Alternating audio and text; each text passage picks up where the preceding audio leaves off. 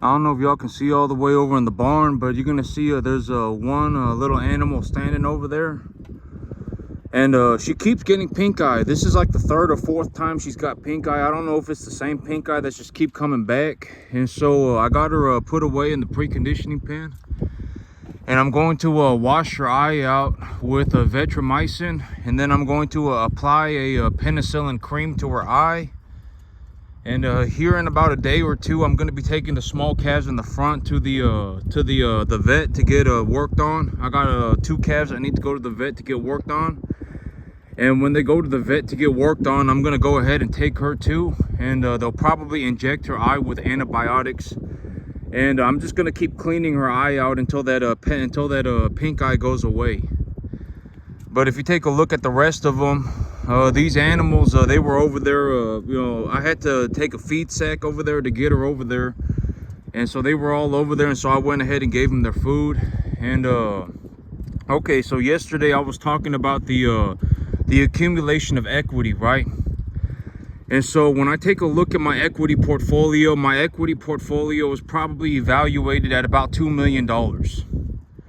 All right, half of that is real estate and half of that is my business. I hold about $1 million worth of real estate, and then my business is also probably evaluated at about $1 million. I would say that the various aspects of my business, if it is not evaluated at $1 million, it will be evaluated at a few $1,000,000 here in about 6 months. All right, so I would say that, when I get my new property, I got it all squared away, I got everything going. When I get everything rolling, my business is going to be worth more than $1 million, okay? I don't know how else to tell you that, but a business that produces like $50,000 a month of income is a substantially good business. It is a very good business. That business is going to be worth a lot of money. All right, and even right now, I would anticipate that with my various, with the amount of money that my business is producing and the assets that I accumulate, my cattle, I consider my cattle a cash equivalent, and et cetera, here in about 3 or 4 months, I'll be, but I want to talk about the numbers, okay? I was talking about yesterday that my equity is about $2 million. I would say that I've generated about $2 million. And half of that is real estate and half of that is my business. And so I wanted to talk about numbers today to give you an idea of what I think about when it comes to numbers, because I've already said that to me, I make such a massive amount of money running cattle that it does not matter. If I were to sit here on a 10.5 acre field for like the next 30 years of my life and I were to just do this, I would still have like, probably close to a $5 million net worth. I could effectively, and I've talked about this in the past, but me, if I really felt like it, if I really believed that it was a good idea for me to sit on a 10.5 acre field for the rest of my life and just run commercial cattle on a 10.5 acre field, I could always come back and do it. And even if I did it, I would have a net worth close to probably about $5 million. Right? If I just did this for about 30 years, I would eventually pay off all of my land, whatever, right? And then, and et cetera. Right? I mean, I would eventually, within about 30 years, I would have a net worth of about $5 million. And so I was like, to me, I'm not trying to sound like a prick, right? I'm not trying to sound like an arrogant prick, but I'm just, to me, it doesn't matter. If I run beef cattle, I can make so much money that I can do whatever I want. Anything. It doesn't matter. Granted that it's not like I want to go and do drugs, or I want to go and drink a bunch of alcohol, or I want to go and gamble money. I can effectively do anything. Anything. If I want to go and buy myself more land, it doesn't matter. If I don't want to buy myself more land and I just want to sit on a 10.5 acre field for the rest of my life, I can do that. I mean, it really does not matter. If I sat on a 10.5 acre field for the rest of my life and made $250,000 a year for the eternity of my life, if that was really what I wanted to do, I could do it. Right? I mean, this business probably produces me about like if I were going to sit on a 10.5 acre field forever, even right now, I would say that this business probably produces me about $250,000 a year. All right, if I sat here for the rest of my life, I could probably push that up to about 350 very easily. I could just increase the size of my herd from 35 to 50. right? I mean, it's not rocket science. I could increase my revenue very quickly. Right, and if I wanted to sit on a 10.5 acre field and make $350,000, $400,000 a year for the rest of my life, I can always come back and do that. Right, I mean, I can always come back and do that. It doesn't matter. And I wanted to talk about my numbers today. Why am I doing the things that I am doing with the money that I'm making? I've talked about this, but I said, even this morning I said it, about half of my equity is in real estate, straight real estate. If I were to just sit around and pay off my real estate, I could pay off my real estate probably in about, I could probably pay off about $1 million worth of real estate in about, maybe about 10 years. And if I paid off $1 million worth of real estate, then I have $1 million worth of real estate and I don't owe any money on it. So, by default, I would already have $1 million, right, after 10 years. And so, why am I, what am I doing with the money? Why am I doing this with the money, et cetera, et cetera. I'm going to talk about that today. So I've been saying that about 1/3 of my income, I invest when I take a look at the entirety of the numbers, I actually invest more than 100% of my income because I utilize debt. All right, the appreciation of my assets far outweighs my earned income, far outweighs it. I mean, the appreciation of my assets is like 500 times more. It's like 500%, excuse me. I make more money in the appreciation of my assets than I do via an earned income. The appreciation of my cattle makes me substantially more money than I do by working a job. Substantially more. I mean, it might be 4 times more. And here in about 6 months, that number is going to go up drastically. All right. And so, and I've already talked about the appreciation of assets. Why should you take your earned income and purchase a tax-deductible asset that you can appreciate profitably and that is also equitable? Why should you do that? Because when you do that, you have turned your earned income into a tax-deductible asset, and you don't have to pay taxes on the unrealized gains. You don't have to realize the gains until you want to, and you can realize the gains whenever you believe that it is in your best interest to do so. Right, and it's like, oh well, and it's like when you turn into a situation where it's like the appreciation of your assets is making such a drastic amount of money that you cannot do anything with the money. Well, if I'm put in that situation, when I am put in that situation, what do? I will liquidate a portion of my herd and just buy a piece of equipment with cash. Right, I mean that's the answer. And if I wanted to sit around and run cattle on a 10.5 acre field for the rest of my life, if that was legitimately what I wanted to do, I could do that. It's not a big deal. All right, like even if I leave my field, I can always come back if that's what I feel like doing. But do I really want to sit on a 10.5 acre field for the entirety of my life and make $350,000, $400,000 a year? No, I don't. Is that really what I want to do? No, it's not. Right, I mean, I might as well try, right? I mean, it would be, and I've already talked about this, but me, when I'm successful, it's not like I manufacture drugs, right? It's not like I steal people's organs. I run beef cattle, right? When I'm successful, ultimately other people benefit. Why? Because there is a direct correlation between how much beef I produce and how much money's in my bank account. There's a direct correlation. I get paid per pound of beef. So if I produce a massive amount of beef, then that's good for the world, right? I'm feeding people. That's very good. I haven't sold my soul, right? I mean, I run beef cattle, right? And if I make a lot of money, then that's a good thing.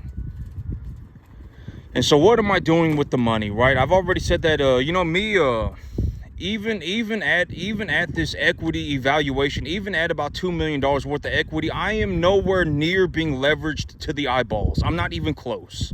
I still have a net positive income of about $80,000 to $100,000 a year. If I take a conservative estimate, $60,000 to $80,000 net positive cash. Even after everything, I still have about $60,000, $80,000 a year. Realistically, it's going to be closer to about 80, 100, maybe about, let's just say 60 to 80, just to make the numbers conservative. I'm nowhere near being leveraged to the eyeballs. I'm not anywhere near being leveraged to the eyeballs. And so what am I doing with the extra money, about the extra $7,000 a month that I'm making. What am I going to do with it? I'm going to take about a third of it and leverage it for more land. That's what I'm going to do with it. Why would I do that? Because if I take a third of it and leverage it for more land, I can buy 5 times as much land, and that will increase my overall cash flow opportunity. Right? I mean, I've talked about this. Why am I doing it? Et cetera, right? That's what I'm doing. I'm taking a third of the money that I have left over, and I'm leveraging it to purchase more land. Why would I do that? Because when I purchase more land, if I take a third of the excess income that I have and I leverage it, I can purchase myself about 5 times more land.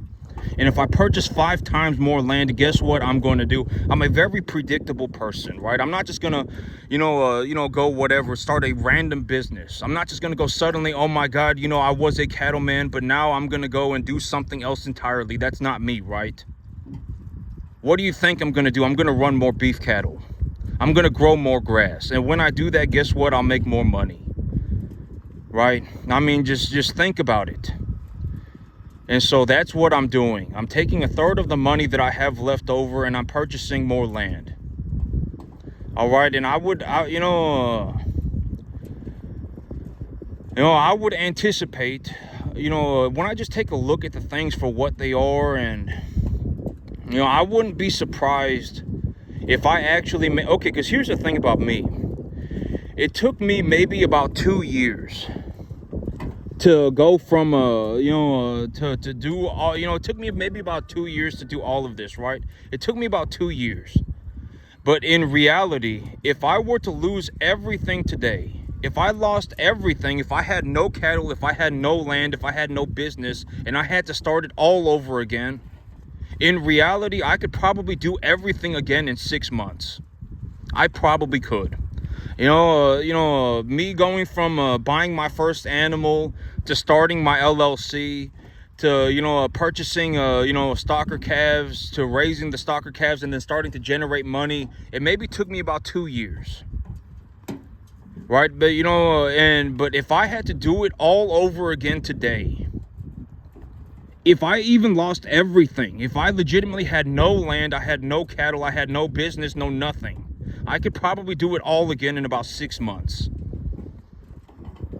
All of it. I could redo all of it again in 6 months, because at the end of the day, it wouldn't matter. I've talked about this idea, right? In reality, being poor and being broke are 2 completely separate things. If I was broke, it would not matter. If somebody is broke, it does not matter. Broke is very temporary. You're broke, it doesn't matter. You can fix being broke. It'll take a few months.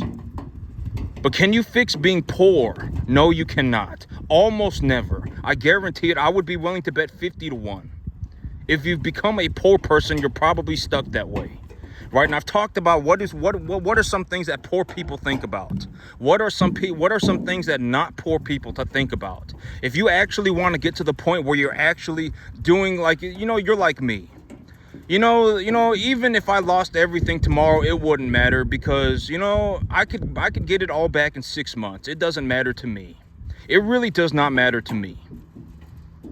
Right? I mean, the money, it's irrelevant. I mean, at the end of the day, I may be the best cattleman on the entire planet, and the money does not change that. If I had no money, I would still be the best cattleman on the entire planet. If I had a lot of money, I would still be the best cattleman on the entire planet. Right? I mean, it does not matter. To me, the money is irrelevant. If I run cattle, I make money. Right? And I know how to run cattle. I may be the best in the world at it by a long shot. Right? And I've already said, the thing about being poor is, like, let's say you have a poor person. What are some things that poor people do? They ask for things, right? Please come and save my worthless life. I've somehow magically decided that I want to be the best cattleman on the entire planet.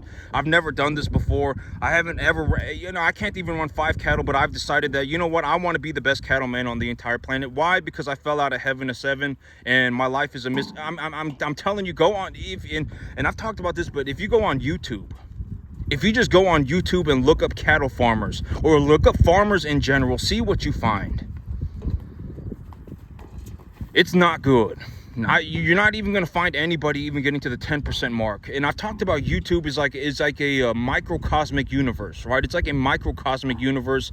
It's like a representation in a micro scale of what the world looks like. And if you want to see what I see, you know, get in your car and drive out into the countryside. Drive out into the countryside, see what you see. See if you find a single person that's even doing 10%. It's not good. You're not going to find a single person. They're not even doing 10%. Most people can't even make $20,000 a year on a 10-acre field. I'm telling you, go and just take a look at the world for what it is. I have not seen anybody to this day manage to get to the 10% mark. It's not good. All right. I mean, you know, and it's like when you go and you talk to these people, it's not good. All right. I've talked to a lot of these people. All right, they got worthless schemes, worthless plans. You know, it's like, I don't know how you possibly came to these conclusions, but they are nonsensical. Like, have you sat there and thought about what you're thinking about for at least 30 seconds? Like, have you actually thought about what you're thinking about? You know, and it's like, you know, you're going to see all sorts of stuff. Oh my God, you know, I don't want to put fertilizer on my field because I got, you know, whatever, right? Oh my God, you know, I got a immune deficiency and I don't want to put a fertilizer on my field, but I would be willing to use chicken manure. It's like, are you dumb? You know, it's like if you have an immune deficiency, why would you want chicken poop thrown all over your property? I don't understand. Fertilizer is going to be way cleaner. Oh my God, you know, I got some 50-acre field and will you give me $1,500 a month for it? Why would I give you $1,500 a month for a 50-acre field that is essentially all grass and 1/3 trees? I could just buy my own field for that amount of money. Right? You know, and it's like you're going to see all sorts of just worthless things. I'm telling you, when you get into business and when you start talking about money, a lot of people just flat out come off as an idiot. Right? And if you sound like an idiot and you look like an idiot, then you're probably an idiot. You know, it's like when you come up with a business deal, and I talk about this all the time, like when you're going to go and do a business deal, really think about what you're going to do. Really think about it. Right? And I've talked about in terms of like, if you want to go and talk to a banker, how do you present your deal to a banker? You tell the banker that you're already making the money. Whatever your asset is, whatever it is. And I've already talked about in terms of determining what asset should you purchase, you should not even be looking at the purchase price. You should not. Why should you not be looking at the purchase price? Because at the end of the day, the asset should be paying for itself. Right? I talk about this all the time. Right? You should not be looking at the purchase price. The money is irrelevant. All right? You know, when you go and you talk to the banker, let's say you found an asset. Right? Let's say by some miracle of God, you have gone from being a poor person to a broke person. And now you've decided that you don't want to be a broke person anymore. Right? Then how do you go from being broke to not being broke? You start accumulating tax deductible assets and you appreciate those assets. That's how you do it. How do you appreciate those assets? There are many ways that you can do this. Right? You can invest into it properly. You can increase the cash flow generated by it. There are many things that you can do to it. Right? You know that's how you do it. And let's say you found an asset and you go to the bank. And you talk to the banker and you show the banker your asset. What is the first thing that you should say when you're talking to the banker about your asset? The asset is already producing money. It's already producing money. This is how much money it is producing. Will you take a look at it? That's how you present your deal. You don't go into the bank and say, I want to go on a mystical, magical adventure. Will you lend me money? Why would the banker want to lend you money if you're going to go on a mystical, magical adventure? You could just end up bankrupting yourself and taking the banker's money with you. You know, and I'd use me as an example. Me, when I go into the bank and talk to the banker about buying land, etc., buying cattle, taking a loan for cattle, I let him know I'm already a cattleman. This is what I actually do, and this is how much money I make. And usually when, and almost everybody, when they see how much money I make, it makes like their brain implode. And almost nobody has ever seen anybody make $15,000, $20,000 a month running commercial cattle on a 10.5 acre field. Almost nobody. And that's how you want it to look. I am so good at this that I make a boatload of money. Now, from this point, I would like to purchase more land. That's how you present your deal. You don't go into the bank and say, I fell out of heaven a 7 and I want to go on a mystical, magical adventure. That's not what you do. If you do that, they're not going to give you anything. Nobody cares about your deal. How do you present your deal? I already make the money. Here is the proof of the money. Right? Boom. All right. Well, now, and they see it. And now you say, now I want to make a deal. I want to take a loan to purchase more land. I want to take a loan to purchase more cattle. I'm net cash flow positive about $100,000, $80,000, $75,000 a year. I'm not even close to being leveraged to the eyeballs. Not even close. All right, boom, here it is. That's how you present your deal. You don't ever want to come off as a poor person. Not a broke person, but a poor person. Me, even if I had no money, I would still not communicate like a poor person. You have to think about that.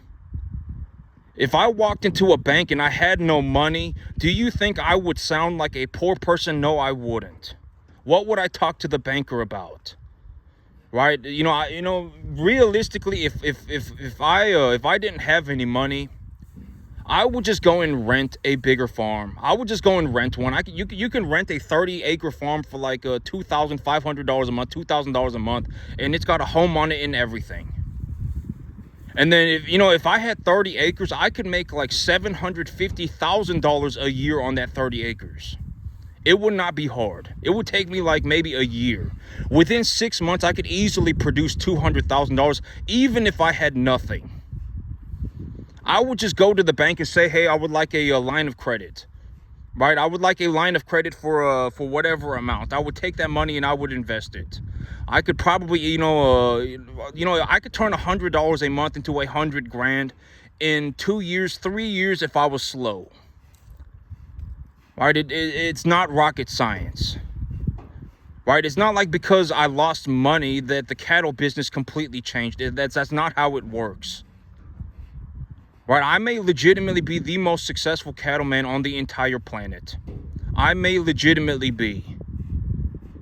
And so, like when you're considering things, it's like, this might be your chance to break free. When is the last time somebody said, I make a boatload of money and this is exactly how I did it? This is my exact business plan. These are the exact assets that I purchased. This is exactly how I did it. This is how I grow the... When's the last time you heard somebody do this? I can almost guarantee for everybody it is never. This might legitimately be your chance to break free from being a poor person. This might be. It honestly might be. But I can almost guarantee once you've become a poor person, you are stuck that way forever. I can almost guarantee it. It does not matter. If you go out right now and you find a Billy Joe Bob who has just convinced themselves of all of the, they have just been misinformed to a massive degree. They don't want to fertilize their grass. Fertilizer's bad. They got whatever, some janky cattle and et cetera, and they have zero intentions of doing better. Zero intentions of doing better. They don't want to learn anything new. They just don't want to do anything. They just have zero intentions of changing. Zero. Then guess what? They are probably stuck that way forever. I can almost guarantee there's nothing that I could do to show up on Billy Joe Bob's field and have him change his mind entirely. And I've already said that this right here, when you're taking a look at this might be the most successful cattle farm on the entire planet. The chances of anybody getting to this point are almost 0%. Zero. This is also, I've talked about this yesterday too, but, I would not suggest getting into the cattle business. I would not suggest getting into even farming. I would not suggest it.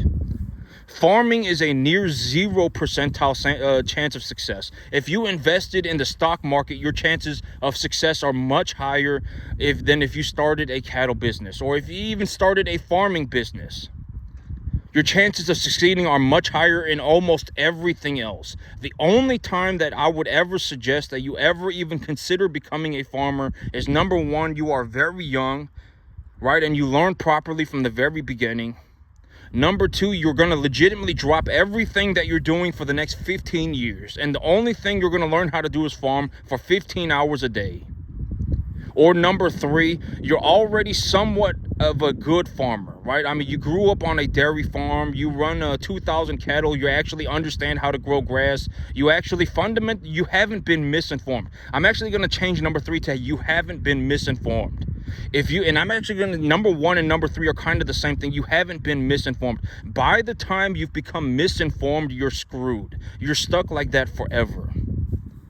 I guarantee it. And then the worst thing you can do is pass off the misinformation to other people as good information.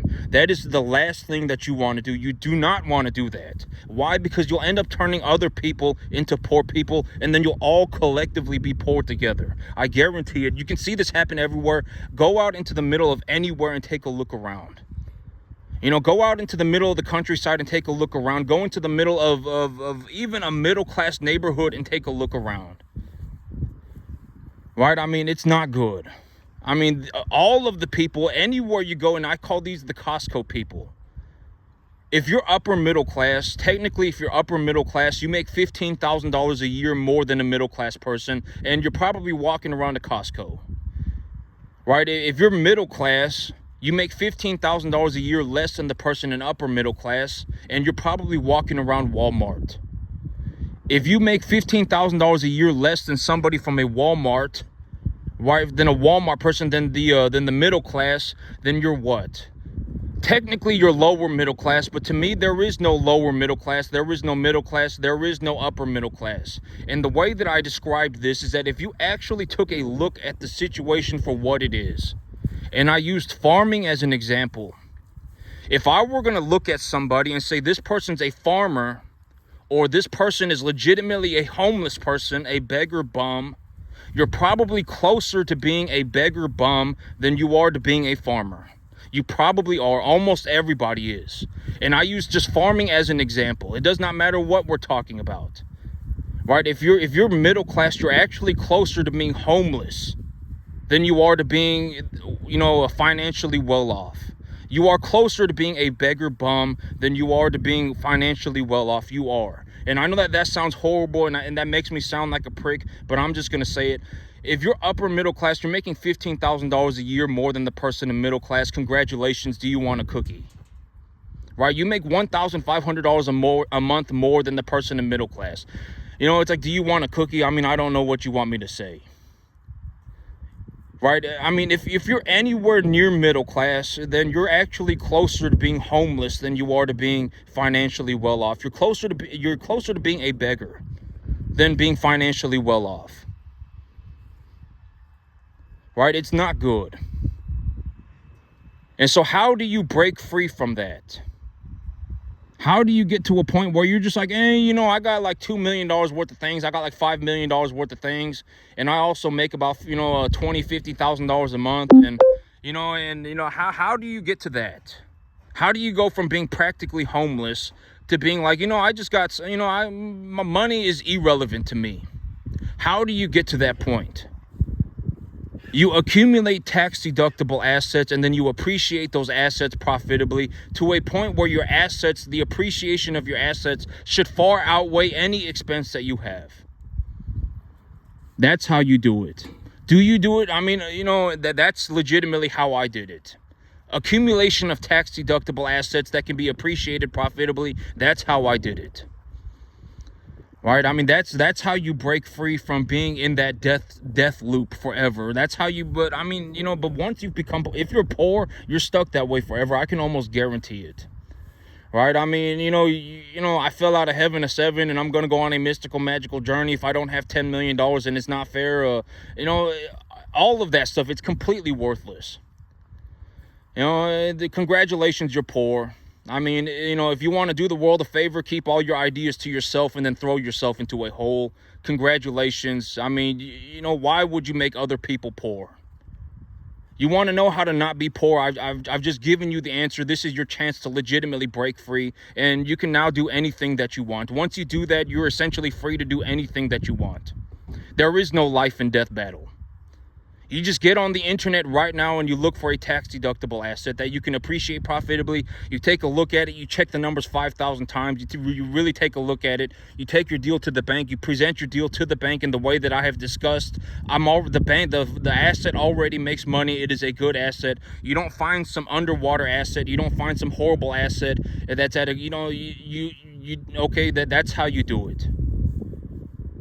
And boom, in 6 months, you're free. You can do whatever you want. You now make so much money, you can do whatever you want. You don't have to come up with any worthless scheme. No, you did not fall out of heaven at 7.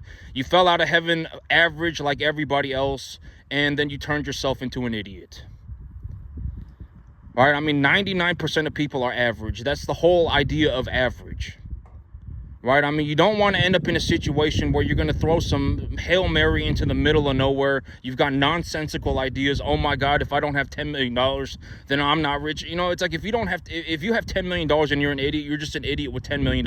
It did not fix your problem. All right, and I've already talked about the idea of money is that you don't need a set amount of money to be rich. You don't need a set amount of money to just be like, you know what, I have so much money, I can do whatever I want. You don't need a set amount of money. What you need to do is raise your income. All right, I've talked about this. You just need to raise your income. And when you raise your income to the point where you're making about $8,000 or $9,000 a month of take-home pay, you can effectively buy 99% of anything on the entire planet. Anything. Right? What's the most realistic way to increase your income, right? I mean, you're probably tax-deductible asset that provides a positive return. Boom, congratulations. You bought a business that had no real estate. It was just straight revenue. They were selling it for 1.25 times EBITDA. The owner was willing to sell or finance it to you on a 5-year note. Congratulations. And you also got a cool tax write-off. You can buy yourself a new truck. Right? Boom, congratulations. There's your $7,000, $8,000, $9,000 a month. Now what do you do with the money? You take half of it and you invest it. You live on $4,000, you invest $4,000. When you invest the $4,000, what should be happening? You should be getting all of your money back. If things go horribly wrong, maybe you go underwater $1,000 a month. If things go good, if things go decently good, you make $1,000 a month of net profit income. Congratulations. You do that for 10 years and now it's like, oh, well, now you make $15,000, $20,000 a month. You don't owe anybody any money. If you want to go and buy yourself a second fourplex, or you want to go and buy yourself a small apartment complex, whatever you want, you can do anything that you want. You have $15,000 a month. That's essentially enough money for you to do anything you want. Anything. You can buy anything on the entire planet short of a yacht or a private jet. I mean, you can buy anything. For $15,000 a month, you can do anything. And realistically, how long would that take? Maybe about 10 years. Maybe about 5 years. But the chance of succeeding is over 90%. That's what you have to understand. The chance of succeeding if you do something like that is over 90%. Even if you started farming today, your chances of succeeding in 10 years is almost 0%. I guarantee it. Even if you started farming 15 hours a day today, and you wanted to make it to this point as a farmer, your chances of success are nearly 0%. Nearly zero. That's also why I do not suggest getting into farming. And if you want to get into farming, make sure you pay attention to the details. Make sure you pay attention to the details, okay? I'm not the only person that does things this way. You want to know who else does things this way? People who are the most successful cattlemen on the entire planet, that's who also does things this way. All right, there's a reason why things are done this way. Because it works. And the most successful people, they all do it like this. There's a reason for that. All right, think about it. And the last thing I wanted to talk about today is kind of off topic from farming, but I actually, you know, I figured this thing out called, well, I was taking a look at these different things, and I actually got a Starlink. But Starlink, I'm going to start putting Starlink up on all my ranches. And, you know, Starlink is real cool. If you're out in the middle of nowhere and you have bad internet like me, you know, because me, I got cameras, right? And I got cameras, and you know, got to wire them in, or they don't really work because my internet's not good. But I realized that if I get Starlink, I can actually use the internet for my cameras. And so, you know, I got cameras, and I got them connected to Starlink, and Starlink is real useful. It's Elon Musk's SpaceX internet, and it's super useful. And so I got cameras everywhere. You know, I can put cameras everywhere. If you have Starlink, you can put cameras everywhere. You know, they'll connect to the internet anywhere you go, and you can just put cameras up everywhere. And so that is actually very, very, very useful to me. You know, I got and I wanted to pull this magazine out of my rifle real fast. But I got my new ammo in too. Y'all want to see it? But this is the polymer tip ammunition that I was talking about. But this right here is a polymer tip ammunition. It's a 55 grain 5.56, and I got that in yesterday, so that's cool. And so that's the ammo. But you know, me, it doesn't matter. You know, me, and maybe, you know, you'll take this as a word of encouragement. But to me, you know, everything is irrelevant. Or not, I'm not gonna say everything is irrelevant. Give me 1 second. I'm trying to put this magazine back in my rifle. I'm actually gonna go fire this rifle here in a second to make sure that my zero is still on target. But in terms of money, everything, in terms of money, the idea of money, it is no longer really relevant to me. Money, it's like, you know, me, I've gotten to the point where it's like, you know, if I run cattle, I can make as much money as I want. Forever. All right, you know, I haven't seen anybody even manage to do 10% of what I do in the cattle business. If I run cattle, I can make money. I can make as much money as I ever needed. It's a hard skill. It is not something that you can just wake up one day and do. It is a hard skill. You know, the farming, it's, you know, it's almost a 0% success rate from the very beginning, and it is a hard skill. It is not something that you can just wake up one day and do. You were not born a farmer. Nobody was born a farmer. You're going to see this a lot with Billy Joe Bobs. If you go and you find a Billy Joe Bob right now, you know, I fell out of heaven to seven, and my life's a mystical, magical journey. Another way of saying that was, you know, I was born a farmer. You were not born a farmer, right? You were born average like everybody else. And if you were born average and you legitimately have convinced yourself out of nowhere that you can become a world-class farmer, congratulations, you were born average, and then you turned yourself into an idiot. You know, nobody is born a farmer. This was almost impossible. Even right now, even when I tell everybody exactly what I'm doing, I mean, you know, it's going to be almost impossible. I mean, you know, and it's not really a possibility for me to go through everything that I know. You know, I give away as much information as I can, but you know, at the end of the day, there's not really any way that I can give away everything that I know, even if I try. And this is also why I stress so you know, highly that it is very important that you start practicing, right? And I've talked about the idea of practicing for free, right? If you can get to the 10% mark, if you really pay attention to the details, and you actually start doing what is required, you should be able to get to the 10% mark pretty rapidly. And if you get to the 10% mark, you can practice for free. That's the big idea, right? And so, you know, you have to start practicing. Even if you start practicing today, you will probably not be able to make it to even close to this for the next about 12 or 15 years. You probably won't. And if you try to skip to the end, you will end up throwing yourself off a cliff. You will bankrupt. You will lose everything. You will blow yourself up. It's like swimming out into the middle of nowhere for no good reason, and now you're drowning in the ocean. There is no island full of gold. You know, I don't know what else to tell you.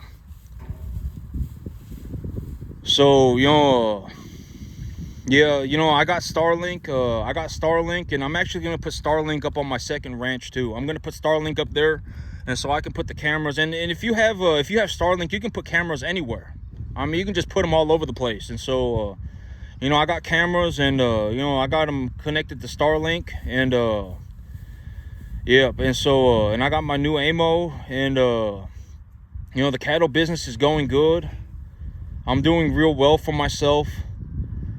And if you're going to get into farming, make sure you actually pay attention to the details.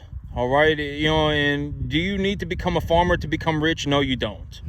Realistically, you should probably not try and become a farmer. Farming is going to be the hardest thing you have ever done in your entire life by a long shot. All right. And when you take a look at me and my results, you have to understand that I may be the most successful farmer on the entire planet. The entire planet, by a long shot, I might be. If you put me on a field with 1,000 people, I may legitimately make more money than all 1,000 people combined. All right, you know, farming is a hard skill. Either you can do it or you can't. There are many aspects to farming. It's not just running cattle, it's not just growing crop, it's also running a business. You have to learn how to do everything. All right, and I guarantee it, you know, the success rate for farming is nearly 0%. I haven't seen anybody even manage to get to the 10% mark. I mean, it's not going to happen, you know, unless, like, if I saw, if I saw somebody who was like, I want to become a farmer, and I took a look at what they were doing, I would know, like, with 98% accuracy, could they actually make it? Right, and if I say that you can't make it, and you really just disagree with me, then prove me wrong. Let's see you go and make $20,000 a month on a 10.5 acre field. Let's see you go do it. Right? Let's see you go and make $2 million in the next 500 days like I did. I generated $2 million in 500 days. I would not be surprised if I generate over 10 million in the next 365. I would not be surprised. I only have to, if I do everything that I'm doing and I just do it 5 times over, congratulations, there's my 10 million. Right? I mean, then you go and do it. Let's see it. Right? I mean, you say you whatever, right? I mean, let's see it. Do you have any money? Then, well, let's see it. All right. So, I mean, even if I tell you you can't make it, well, then prove me wrong. But, like, I would know within, like, if someone actually knew how to farm, I would know. Like, with 98% accuracy, can this person actually farm, or can they not? Are they legitimately an idiot? I mean, I would know with 98% accuracy. And so I'm going to go into, zero, make sure my rifle's on 0. And that's it for me today, YouTube. Y'all have a good one.